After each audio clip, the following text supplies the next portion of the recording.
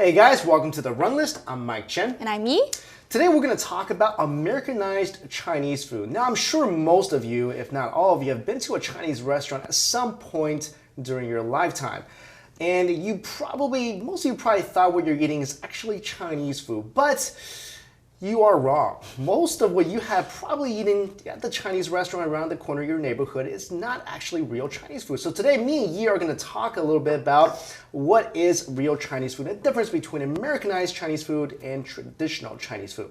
Now, Yi, you, I'm sure, have eaten at some of these Americanized restaurants before. Yeah. What are some of the dishes that you can pick out that are not actually traditional Chinese food dishes? Well, I used to eat at Panda Express a lot because it was Sure. close to school. And, one of the things that they cook there is Beijing beef, is kind of like this fried beef coated in this kind of like sweet and sour sauce. And to be honest, like most of the dishes are coated in some kind of sweet and sour sauce, but Beijing beef isn't really a dish in Chinese. Like it's not a Chinese dish. I don't find that in Chinese menus. So if you go to China and ask for Beijing beef, no such dish. Beijing beef. Beijing beef. I never heard that before in my life. Yeah, me neither. So until I went to Panda Express, which is So I think some of the most popular ones probably General Tso's chicken.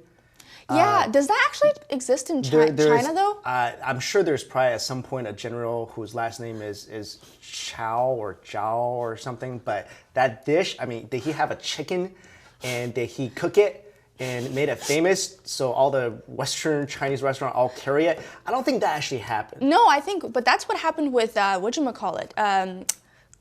Kung Pao chicken. Kung Pao is actually like this guy, and he kind of made the dish famous because he likes the dish cooked that way, and he was Is that a a true general. story? It's a true story. Actually a true Chinese story bro. about food. Yeah. Okay. So yeah. Kung Pao chicken is real. Yeah. Okay, I know crab rangoon, the cheese, cream cheese, I guess filled little fried dumpling thing. I know that's not real. Well, Chinese people don't eat that much cheese. We don't eat that much cheese. No, exactly. no. And one of the most popular things is broccoli and beef, and you would realize that broccoli is not a native Chinese vegetable. So for a traditional Chinese dish to have broccoli in it, that's very, very rare. So you guys who don't like broccoli, you are welcome. So whenever your spouse or your mother says, hey, we gotta get someone broccoli, you really don't like broccoli, lay this on them. Well, broccoli is not a traditional Chinese dish. I don't think we should have it. That is actually true. Yeah, and tomatoes as well. What?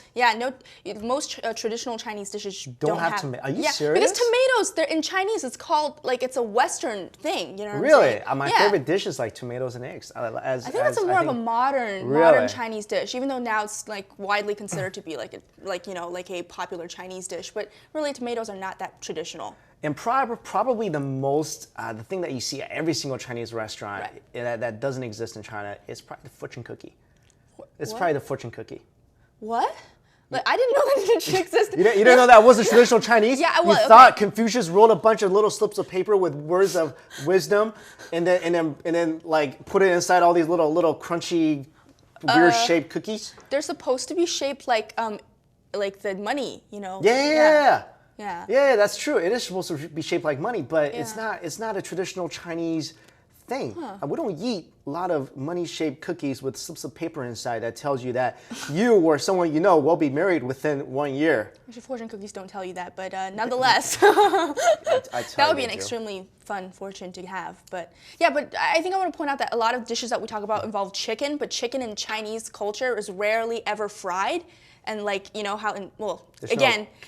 Chinese KFC Colonel guy? No, that's KFC. Of course, KFC exists in China, but it's not like Chinese food. It's known as Western food. But like Chinese chicken is usually made in soup, or it's stir fried. It's really rarely fried and then coated in some kind of sauce, which is actually the most popular form of chicken in America. So I know that there's actually 5 popular types of traditional Chinese food. Okay, I know there's Sichuan, which is the spicy, numbing and spicy. And by the way, if you ever eat Sichuan food, the little peppercorns, you're not supposed to eat that. And then there's no one likes it. And then also the Shandong, which is more savory and salty. There's the Northeast, which is what's the characteristic for Northeast? It's a stew. It's more about stew because it's really cold over there. There's a lot of pots. Shanghai food, which is called Huaiyang, kind of like the Shanghai area, so a little sweet. And then the last type is my most disliked type. is the Cantonese. Did you just hate on like? I don't like it. You hated on dim sum. Everyone loves dim everything sum. is supposed to be based on natural flavors, but I don't think there's enough salt in it, and there's not enough soy sauce. I always have to dump soy sauce and salt onto that. It's the most healthy kind. Great. You know? It's the most healthy kind. Yeah, because That's Sichuan why is it tastes the delicious, worst? but you is know that why there's it tastes the worst? no. A lot of people like Cantonese food. Not for me, but it is one of the 5 traditional types of Chinese food. So that's all the time we have for today. Hope you guys found this a little bit helpful, and let us know in the comments below what is your favorite Americanized Chinese food and what's your favorite traditional Chinese food. Take care.